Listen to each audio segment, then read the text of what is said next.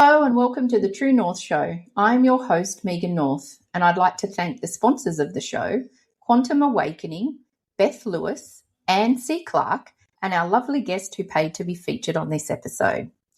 Today, I am joined by a true leader, someone who you sit up and listen to whenever he speaks. Steve Bambury is a strategic growth catalyst and associate neuroplastician who helps ambitious founders scale without chaos. With over 40 years of building, growing, and leading companies, he brings hard-won experience as a veteran CEO, technology pioneer, and sales leader. Steve specialises in helping founders who have hit the ceiling move from being essential operators to true board-level leaders, turning their companies into assets that can thrive without them. His methodology blends commercial rigour, strategic governance, and disciplined execution to replace guesswork with predictable revenue, robust advisory boards, and accountable implementation. Steve's background in neuroplasticity gives him a deep understanding of human behaviour, shifting sales and leadership from hope and luck to clarity and results. Through structured frameworks, he enables businesses to professionalise operations, make better decisions, and build systems that consistently outperform their competitors. Ultimately, Steve's work is about freedom, ensuring the business serves the life of the founder, not the other way round. He is currently selecting a limited number of companies to work with for the upcoming 2026 year. So if you're a business owner looking to scale without the chaos, now is a great time to connect and a fantastic moment to have Steve here on the show. Hello and welcome to the True North Show. I'm your host, Megan North. I am a purpose finder, mental health professional, and guide for those ready to return to who they truly are. Here, we explore what it means to live a life led by purpose, alignment, and deeper inner truth. Through real conversations, powerful reflections, and soul-led strategies, we'll uncover the stories, tools, and insights that help you navigate life's crossroads and find your own true north.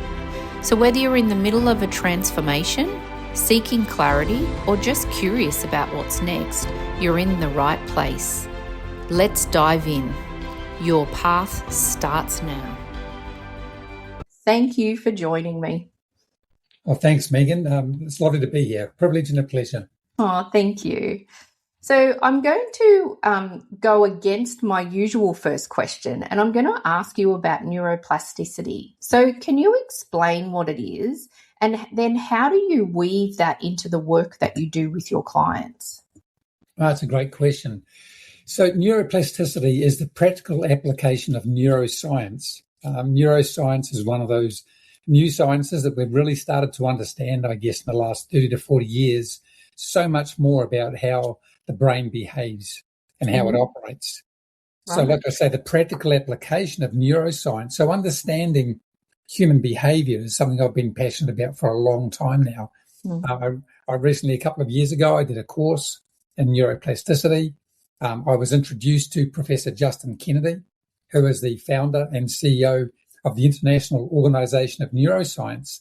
And we got on famously well. I became a certified neuroplastician and have been using what I've learned, not just in that course, but over the years, understanding, like I say, human behavior to be able to, I guess, ethically influence consumer behavior, to be able to help guide people in a direction that's going to allow them to make better decisions. Right. And I would imagine that would weave both into working and helping the founder of a business, but also then helping to attract clients and for clients to really understand why they do the work that they do. Absolutely. Yeah. Yep. Wow. Okay, excellent. And I'd practiced the word a couple of times because when I was doing your intro, I thought, oh my gosh, I can't stumble on that word because I actually think it's an incredible word as well. It is indeed.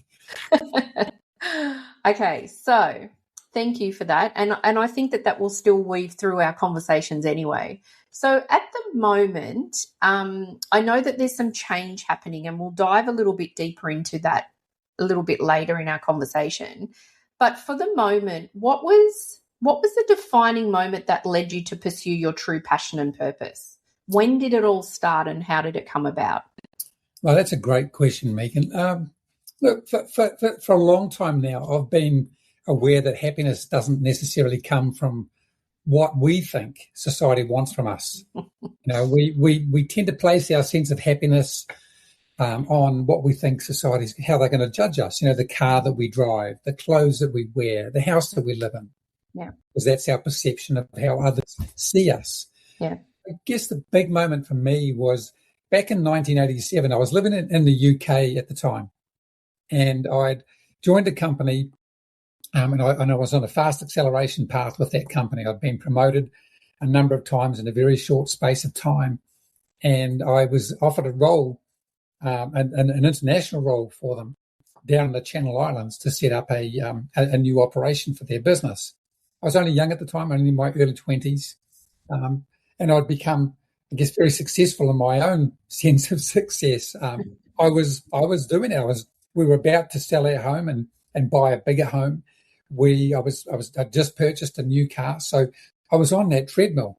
Like I say, what I thought everyone else was looking for in my success, and my success was based on those external things. And then we had the crash of 1987, and I'd been one of the last ones onto the company, and I was made redundant, and my whole world fell apart. And I used that as an opportunity to decided at that time, I'd been in the UK for coming up for 4 years, decided that now was the time to come back to New Zealand. But before I did that, I elected to travel for a year. And one of the places that I wanted to go back to that I'd been to in an earlier life was in Africa. And we booked the trip down into Kenya, Tanzania. We circumnavigated Lake Victoria. And there was a real defining moment for me. It was, we were on a safari truck. We would get up at 5 o'clock in the morning. We would drive for a few hours, and then we would break camp. And we would set up and make ourselves a morning tea and a cup of tea. And we were driving through the Serengeti, and we stopped, and we hadn't seen anyone for the last couple of hours. But within setting up the camp, within a very short period of time, there were children, and they came and they surrounded the camp, and they were watching what we were doing. And these kids had absolutely nothing. They'd made these little scooters out of cans of food that had been left over, and they just had nothing at all. I mean, Tanzania at the time was one of the poorest countries in the world. And I was traveling with another couple, and Bryce and I, we had this Frisbee, and we pulled this Frisbee out. Now, these kids had never seen a Frisbee.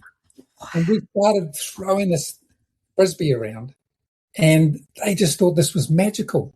And we got around them, and we showed them how to throw it between themselves.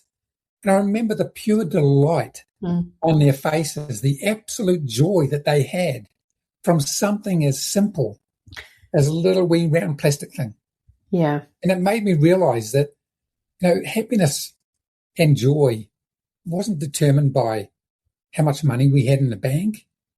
It was determined by these little moments. And that for me was a real defining moment in my life, to realize that you didn't have to have anything special to be happy. Yeah. And then when I went back to Africa again years later, I took my daughter back when she was only 18 at the time, and we went back and did a project with World Vision, and half my backpack was full of Frisbees. I took these back and I gave them away. We went to schools, and we just had such a fun time with it. Yeah, yeah. And so, I'm quite I've got a little tear running down my eye actually, because I just think I felt that. I really felt that emotion and that moment with you. And I think it's just a beautiful example of how happiness comes from within. Totally. It's what we create as happiness in those moments, as opposed to that external moment. Yes. Yeah. Thank you. It's really beautiful. What a beautiful way to a beautiful way to have an aha moment. Oh, totally. And look, I've had plenty more since then, and a lot of those have actually happened in countries like Africa. Yeah. Where you see the poverty, but the happiness and joy that's created from very, very simple things. Yeah. And so when you came back to reality after traveling for a year, did you go back into the same sort of work, or did you shift gears? What changed for you then? I came back and I took a role back in New Zealand as a sales engineer. I'd got into the world of, I was an engineer by trade. When I was in the UK, I got involved in sales and I loved it. I loved the notion of helping people to solve problems, as opposed to trying to sell them something. It's about helping them, understanding the problems that they've got, and the problems that your product or service solves, and connecting those dots. Yep. If they don't connect, then don't try and force an outcome. Yeah. So I got back and got into a sales role, and not long thereafter, I set up my first business. I set up my first business, and that was a very different experience, but one that I absolutely loved. Yeah. And I could imagine too that it would have been a really beautiful process for you to, having worked for someone for, most of your career, and then having this defining moment, and then coming back and being able to then, I guess, just run your own race and do what you wanted to do and be completely aligned with the work that you were doing and the people that you were working with. Absolutely. Yeah. That's always the beauty, isn't it, of us working for yourself, because you get to pick and choose. You do. Yeah. And so from a mental health and well-being point of view, do you think that before, like when you're in that moment of everything was external bringing you happiness, do you think that your mental health and well-being was different to what it is now? Yeah, very much so. I think, and it's even different now to when it was when I started my first business. When I started my first business, I was still in my 20s. I was still, I guess it was still some of that hangover or that legacy of wanting to prove to myself that I could be successful. Yeah. And I was driven by slightly different outcomes. Mm-hmm. I guess it's a reinforcement of experiences like that one in Africa that changes you over a period of time. Yeah.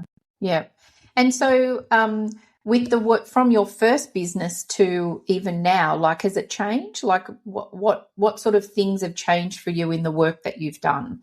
Is it different, or is it just a different focus? What's changed over the years? Yeah, look, I think as we spend more time on the planet, we can become wiser on the basis that we're curious. I mean, curiosity is a word that I absolutely love.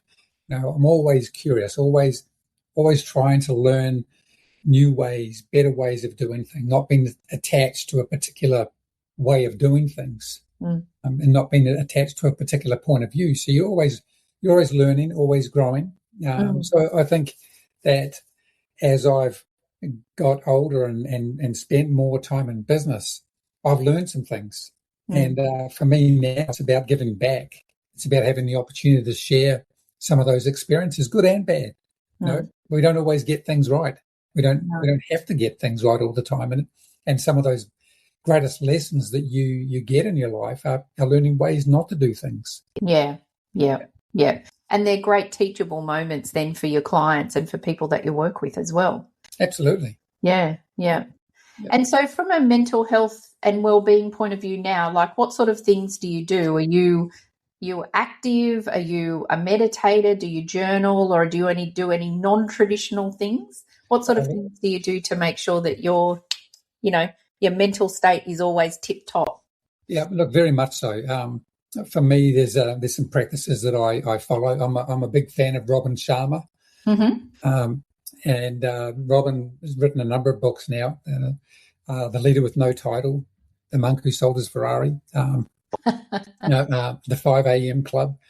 And I'm a big fan of his work. And he talks about the 4 interior empires. He talks about your heart set, your mindset, your health set, and your soul set. So those 4 elements, and I work on all of those and practice those virtually every single day. There are a number of things that I do in my rituals, I guess, that I've put together. So at least 20 times a month, I start my day at 5 o'clock in the morning. Mm-hmm. And I love doing things like a gratitude journal, giving thanks and appreciation. And there's always something to be grateful for if you open your mind to looking for that. Filling my mind with positivity. I have not watched mainstream media or read mainstream magazines for years now. Yeah, absolutely years. I do read, but I choose, and I'm very selective on what I read. Yep. Organisations like Fix the News, a group of Australian journalists that have put together great news stories. So I read those, and there's always something good to find in the world. I do breath work, meditation, affirmations. So filling my mind and my soul and with good things, and being very selective in what I choose to consume and surround myself with. Wow, gosh, you've got it all. I'm impressed. I'm like, oh my gosh, I do 2 or 3 of those things. And when you said that you do 20 days a month that you get up at 5 o'clock, is that because you do the 5 a.m. start during the week and not necessarily on the weekends? Yeah, typically. So Friday evening is typically an evening to relax and unwind and celebrate the week. And we'll often go out for dinner and have some time to catch up and reflect on the week that's been. Yeah. So it's a little bit more of a relaxing evening instead of the morning. Not always quite so early. I get up and I walk with the dog and just I guess unwinding and relaxing somewhat. Yeah. And then Sundays, I tend to spend time on my Sundays reflecting on the week and looking at all of the good things that have happened during the course of the week. Mm-hmm. And like I say, if you can always find things to be grateful for, to be thankful for. Yeah. If you have your mind open to those, you'll find them. And I also tend to find that the more you look for those, the more they come your way. Yes. It becomes a self-fulfilling prophecy. It does, doesn't it? I find that my husband and I have a nightly ritual where we say what we're grateful for, and I could rattle off a billion things every night, from the day, whereas he's just like, right, I'm just going to say one thing. And I'm like, okay, that's fine. And I think the thing is that when we talk about the gratitude, I think people forget about the small moments, like in winter, I'm always really grateful that I have a really warm, comfortable bed to sleep in. Yes. That's just a basic need, and I am so grateful for that. It doesn't need to be all the external. I know it's a physical thing, but it's also a moment in time where, and so I think that when we get into that gratitude piece, I think people think, oh, I don't really have that much to be grateful for, but really my list is endless every day. Because I've just got so many moments in the day to be grateful for. Yeah. It's so easy to take so much for granted, so much of what we have for granted. Yeah. And it's like you say, it's those little things. One of my funny little practices is I'm absolutely blessed to have a couple of grandkids that live just around the corner from me here in Sydney. 7 years old, little Isaac 7, and so he's just gone 5. And having time with them, and we'll head out. We'll might be going out for a baby chino and some banana bread.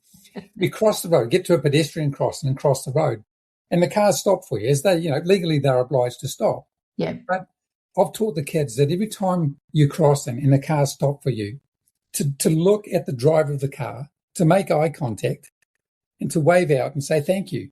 Yeah. And I would say that well over 90% of the time, when you do that and smile and wave and say thank you, the person has a big smile and waves back. Yeah.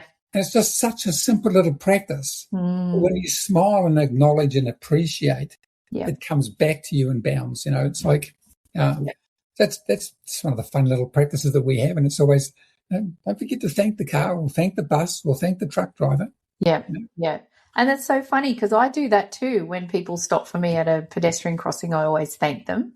And I've never, it is, yes, I'm really grateful that they've stopped. Thank you. But I also think it's a moment in time too, where you actually can capture a complete stranger's eyesight and acknowledge them as well. It's a beautiful moment. I love that. I think that's really lovely. Do you know, Steve, I love the other thing that we just spoke about before when you were saying about the 5 a.m. during the week, but the weekends it's not necessarily the 5 a.m. I think that is, I love that there's balance in your life and there's realistic moments as well, because I think sometimes when we're trying to do what we're meant to be doing, we're shouldering, I should be doing this. I think that when we have rituals and practices in place, it's so important to find the things that work for you, not what's on social media. It's not what everyone's telling you to do. I think that's a perfect example of you finding that rhythm that during the week it works, but on the weekends you need a little bit more flexibility. Yes, totally. And there was a period of time in my life where I would beat myself up if I missed a meditation or if I missed a gym workout. Yeah. But the reality is that every day is different. Yeah. And for me, I'm also a big fan in the Four Agreements. Miguel Ruiz, who wrote that amazing book. And one of his 4 agreements is always do your best. Yeah. Recognizing that your best today can be very different to what it was yesterday or what it might be tomorrow. Yeah. So if you feel a little bit off, you don't have to force something. Yeah. You don't have to beat yourself up because you haven't done it as well as you could have done it or have done it in the past. Yeah. Doing your best, I think is just a wonderful way to look at it, and that recognition and appreciation that your best is going to change. And does that attitude come from you studying the neuroplasticity, like how we giving your brain some space to actually just be where it needs to be at a moment? Not so much. I think for me it's just about curiosity, and I'm very fortunate to have some amazing people that become my mentors and become very dear friends, and collaboratively getting together and sharing with each other the things that we're watching or the things that we're reading and we learn from. So we exchange information and then coming across these things and then picking it up and you taking what resonates for you. I love the idea of taking the best from certain things. If I can read a book or watch a podcast and there's just one thing in there that really resonates for me, then I'll bring it into my daily practice, or I'll bring it into my belief system, and forget everything else. It's like, so for me, those practices have come from spending time with people that I admire and respect, and have collaborated with and have introduced me to, whether it be books or teachers that really, really work for me. And I love that too, particularly in relation to the book, in the sense of sometimes I'll pick up a book. Sometimes I might read a book, but I'm not really great with books. I prefer to listen than to read. But sometimes I'll pick up a book and just open it up at a certain page and read it and get an aha moment, and then I close it. I'm like, great, that's all I needed from that book today. Thank you very much. Yeah, totally. Instead of then trying to push myself, I've got to finish this book. I'm like, well, probably found what I needed from that book straight away. So don't make it a stress, right? Yes, absolutely. Yeah.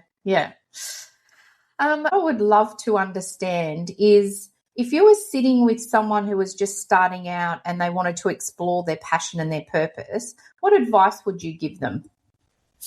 Oh, that's a great question. Look, for me, it's about following your heart and following your passions and being true to yourself, not what you think that society is looking for. One of the great TED Talks that I'm an absolute fan of was by Steve Jobs. I'm not too sure if you're familiar with it. He's addressing the students at Stanford University. And it was a period of time that he'd been fired from his own company. He'd come back. He'd come back into Apple. He was starting again. He'd been through his cancer journey. And I think that near-death experience from it changed him. Mm. And it's a great, great TED Talk. And essentially he talks about not being able to join the dots looking forward. Trust that they'll connect when you look backwards. And he tells an incredible story about how he was adopted as a child to a blue-collar family. And his mum only had one request, and that was that they put him through university. So his adopted mum and dad, blue-collar workers, they'd worked really hard all their lives to save up enough money to put him through university. And he talks about going through university and he didn't know what he wanted to do. And he found himself in a calligraphy class and he felt like he was a bit of a cheat. Here he was. His parents had saved up all this money and he was doing calligraphy. Yeah. And it wasn't until years later that they were developing the first Macintosh computer. And the question came up, what fonts do we want? Oh. Now Microsoft had New Times Roman, and that was it. And Macintosh came up with, all these, they had Comic Sans, they had all these amazing fonts. And the designers loved it because they had all these different fonts. If he hadn't have been we'd never have had that inspiration or ability to bring those into it. So he says you can't join the dots looking forward, but you can when you look backwards. So I guess the message is follow what, generally pulls you in a direction, that curiosity, the intuition, even when it looks and it may appear irrational to others. Mm-hmm. Do what you love, because great work usually comes from following your heart and following your passion and your purpose.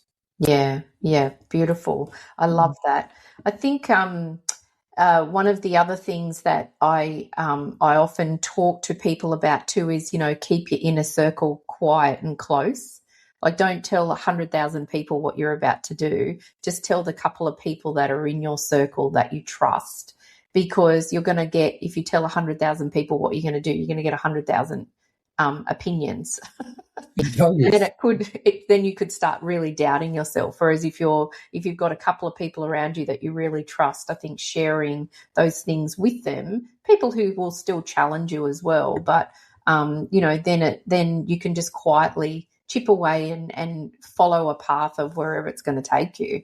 Absolutely. I think that leans into another really important lesson, I think, is that you don't have to do it on your own. It's okay not to have all the answers. It's really important to have people around you, and you talk about the inner circle, people that you implicitly trust, people that you love, that are always going to be there for you, and having those people there, whether that be personally or in business. Mm-hmm. I think in business, we think we have to have all the answers. Yeah. If we're the founder or the CEO, then we think that people expect us to know all of the answers. We don't have all the answers. We don't have to have all of the answers. No. And being willing to admit that too, I think, just shows how an incredible leader can really build trust, particularly a CEO or a founder, in the organisation, because people aren't going to sit there then and think, oh, this guy thinks he knows everything. Wow, he's actually showing some honesty and actually sharing the fact that he doesn't know everything. He or she should be saying she as well. Yes, absolutely. Yeah. I think it takes more courage to do that. Yeah. To accept that we don't know everything or don't have to know everything. No.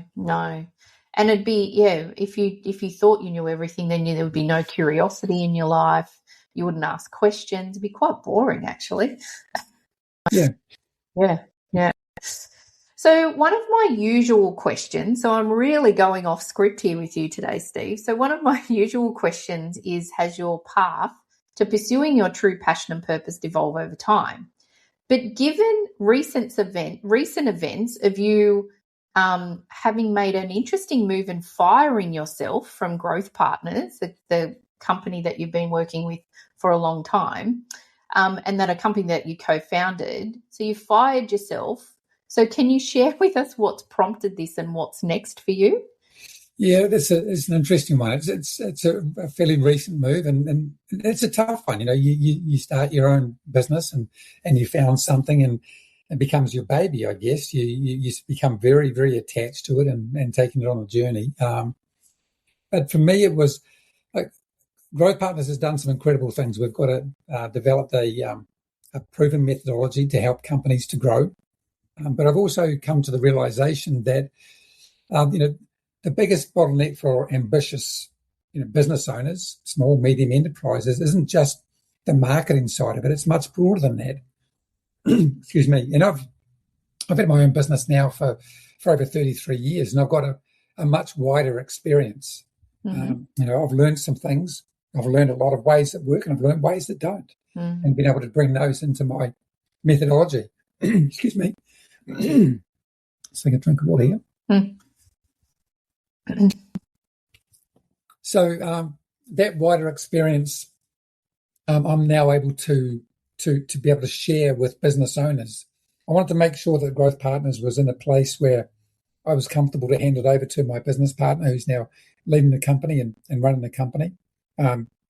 I still have a role in the company as a non-executive director and a shareholder, but I'm able to go on and pursue something else that I'm very, very passionate about, and that is helping SMEs to be able to set up advisory boards, to be able to help them put around them people that have got that experience, not just myself, but bringing others in to their organisation based on where they need to be in the direction that they're going. Right. And for me, that's about giving back, being able to share some of that wisdom and some of that experience, helping to set up those advisory boards for them, chair those advisory boards. And we've got I'm partnering with a New Zealand company that's expanding into the Australian market, have got a very, very solid methodology. They've worked with hundreds of companies now with great success. It's my pleasure and my joy and my privilege, I guess, to be able to partner with them and then help companies to set up those advisory boards and help take them through a journey towards their own goals and dreams, and help them to realize that they don't need to be a slave to the business. Yeah. That, business is about freedom. It's about having people around you that can support you and help you and take you in that direction. It's about having purpose and passion and core values that align with who you are, so that you can then go on that journey together. And I would imagine, being a small business owner myself, when you first start out, you basically do everything yourself because you're not really making any money and you've kind of got to do things yourself. I was always grateful that I had to learn a lot of things that I never would have learned before because I couldn't outsource it yet. But the benefit that I actually feel like then is that when I started to outsource some things, it gave me a really good litmus test of, well, what is this person thinking that they can charge me? And do I actually agree with the value that they're offering or what they're actually telling me how long it will take them? Because I've experienced it myself, doing my own books and all of those sort of things. Yeah, okay, so I'm not an accountant. It's taken me a lot longer to do them. But if someone was quoting me that to be a bookkeeper, it was going to take them, 10 hours a week or something, and I'm thinking, well, hang on, it'd only take me 5. I actually feel like that experience as a small, medium business owner has really helped me to move forward and to outsource. Yes, yeah. Yep. And so for the advisory boards, then I love that then the business owner can then really sit back and go, okay, well, what do I need to outsource next, and where can I get the best advice from, I suppose? Yes, well, we simply don't know what we don't know. Yeah. And when we're in business, there are so many elements to business, and we can start a business with a great idea, a great product, or a great service, but that's not necessarily going to lead us to the success that we want. So having people around us that have got that experience in the areas that we might not is the perfect way to look at the growth of that organisation. And you don't want to have people around you that are exactly the same as you. One of the mistakes that a lot of businesses make is that they employ people that are just like them. Yes. We can't see our own shadow. And if we employ a whole bunch of people that are just like us, we're still going to have that shadow. None of us can see it, and the business may not succeed as well as it could, it should, or it might. Yeah. So there's one of the things I love about setting up those advisory boards is that there's a very well-proven, well-trodden pathway to understanding what that business might need and what it doesn't need. Mm-hmm. So some parts of it, depending on the business owner, are going to have some elements of that covered perfectly. You don't need that. You've already got that.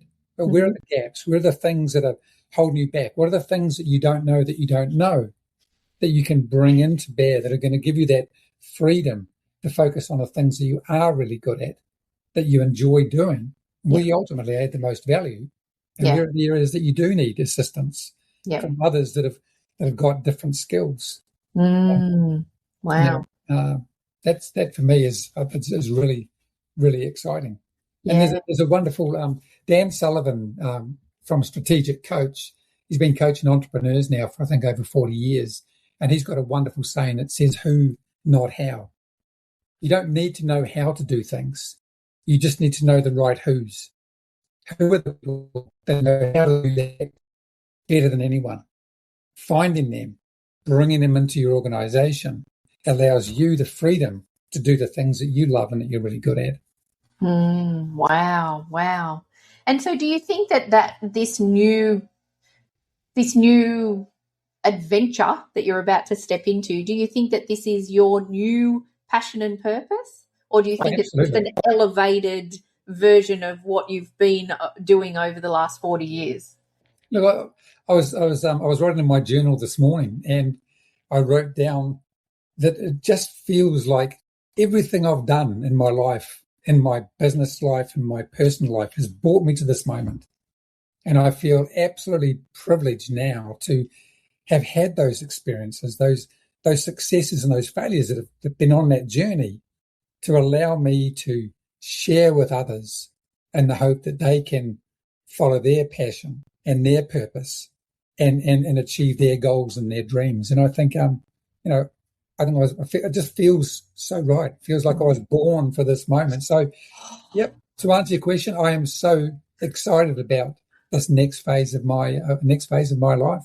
Wow, it's so exciting. And so what do you think will change personally for you now that you've got, that you're really stepping into something that you really think is your divine purpose? How will that change for you personally? Do you think the way that you operate will be different? Do you think that I don't know, what do you think?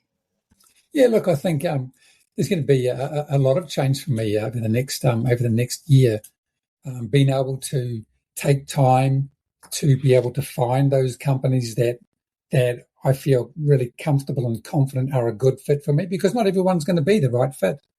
And it's about understanding the people that are sitting in front of you, understanding where they are in their growth journey, where they want to get to, and whether you're the right fit for them or not.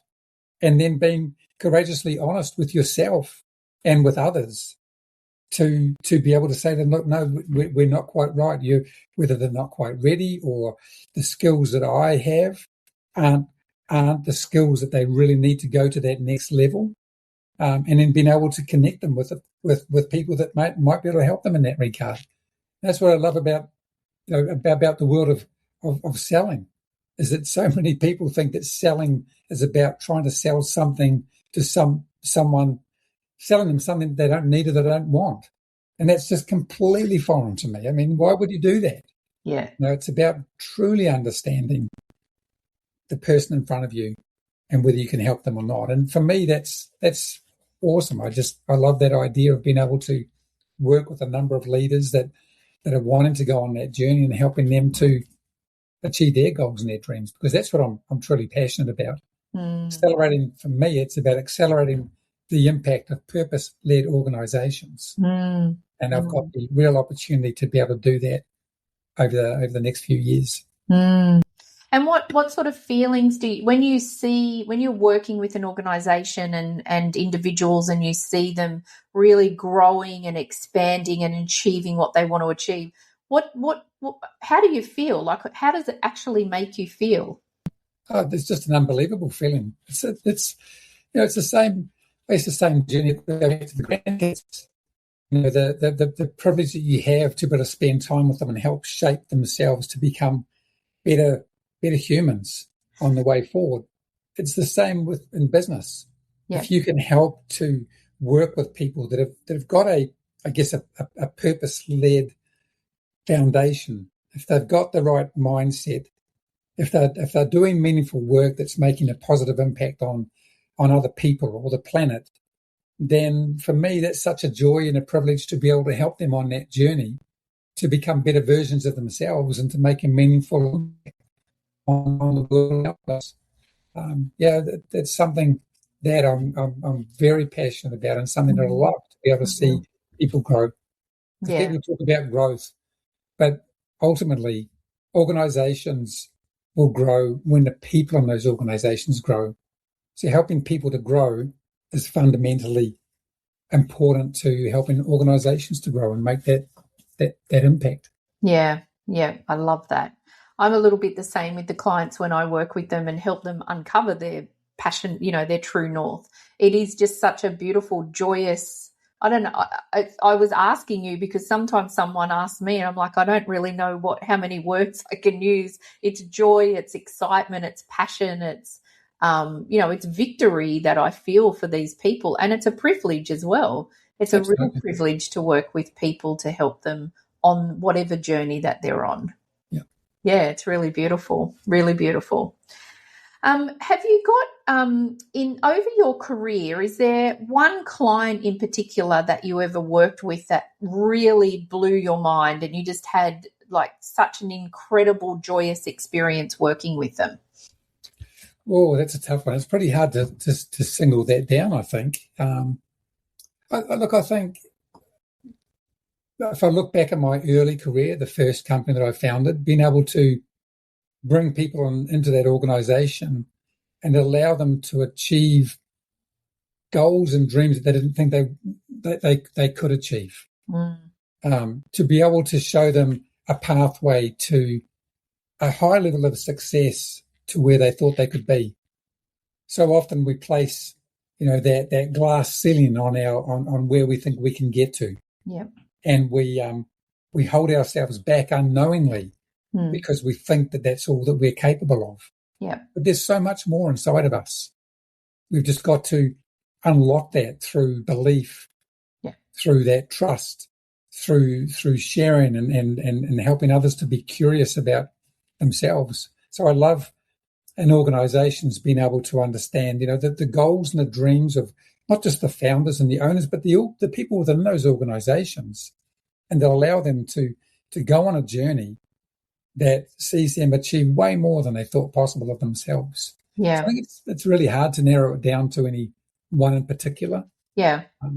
Just so many anecdotal stories, I guess, I've got from helping others to be able to do that. And it's such a, like you say, such a joy and a privilege to be able to take someone who's got that, that unknowingly put that ceiling on where they think they can get to. It's like, no, actually you can do more than that. Yeah. Yeah. And encouraging them and giving them the mindset, giving them the skill set to be able to do that. And then see them achieve it. It's just a wonderful thing. Yeah, it's fantastic. And do you is that where the neuroplasticity work and neuroscience work can come into with your clients in relation to when they've like hit a ceiling or they believe that they can't go any further? Or is that when you start to use that type of work to unlock where that belief system is or where those blocks are? Yeah, look, neuroplasticity, it's a that understanding of human behaviour. Something I've been on a journey for a long time. And, the early work I did in my sales career, the psychology of selling and understanding human behaviour. I think neuroplasticity just adds another layer to that. The way, the choice of the words that we can use and the way that we frame them up to be able to achieve a better outcome is all part of that. Absolutely. Yeah, the whole belief system is just fascinating, isn't it? Of when we're in a theta brainwave between the ages of 2 and 6, it's when we take on all our belief systems, and so it's where we block we can take on other people's belief systems, and then we can unconsciously carry them through our lives. And it's incredible when you start to unlock those, because, that you sometimes, a lot of the time, people find that they've been carrying, I don't know, their grandparents' belief system or something, that, they have to live in poverty, and they've realised, oh my gosh, that's not how I need to live anymore. Absolutely. Yeah, uncovering that sort of stuff is really interesting. Yeah. And so you gave some advice before about someone who's starting out exploring their passion and purpose. So in what ways do you believe that your personal story will impact others? So this conversation we're having today. Well, that's another great question. I hope that people realise that, I think about some of the things that I look back on my own career and things that I kind of guess I wish I'd known. I think recognising that we don't have to have all of the answers, that, what others think of us at the end of the day is none of our business. Yes. And not to take things personally. Yeah. So often we take things personally.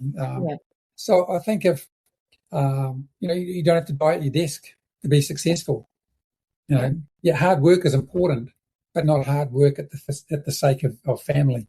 Yeah. And friendships and other relationships that you have. So, I hope that, my journey can in some way inspire others. I'm no better. I don't think of myself as any better or worse than anyone else. Yeah. I've just gone out there and I've done good work, and I've worked on myself. Yeah. And like I say, not taking things personally. And that personal growth, growth as a mindset. Yeah. And that, success isn't just about the house that we live in, the car that we drive. Yeah. Success comes from so many other areas in our lives, from our relationships with our friends and our family, through the ability to have adventure, to have fun. Yeah. The mentors that we put around us, pursuing our craft, what we're truly passionate about, following that, family, all those things add up to success. Yeah. So I hope in some way that, my journey can help inspire others, and that I continue to have the opportunity to share that wisdom with others, and I hope that they will have a better tomorrow. I love that. And, it was really interesting when you were talking about all those other aspects of our life, and the work part is only one small aspect of everything that we've got and who we've got surrounded by. So, it was a good, I love that response, in the sense of, because you were saying all these other things, and I'm thinking, oh my gosh, my work is only really a small part of the rest of my life. So, there's so many other things that can give us joy and happiness and fill our life. It doesn't just have to be the work that we do. Absolutely. Yeah. I love that. And I do love to, when you just said, what other people think of you is none of your business. I say that all the time. I love that. It's one of my favourite sayings. It's a wonderful, yeah. It is, isn't it? So we've actually only got a couple of minutes left. I knew that this conversation would fly by. I'm glad that I've got to ask you most of the things that I wanted to ask you. So, but I will ask you the same question that I ask all of my guests before we finish our conversation. So, Steve, what is one lesson or truth you've learned on your journey that you wish you had known earlier? Oh, that's a good question. Look, I think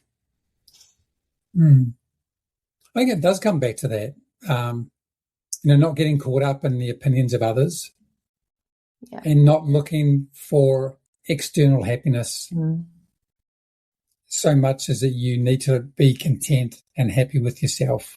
Yep. I think that for me is just so important.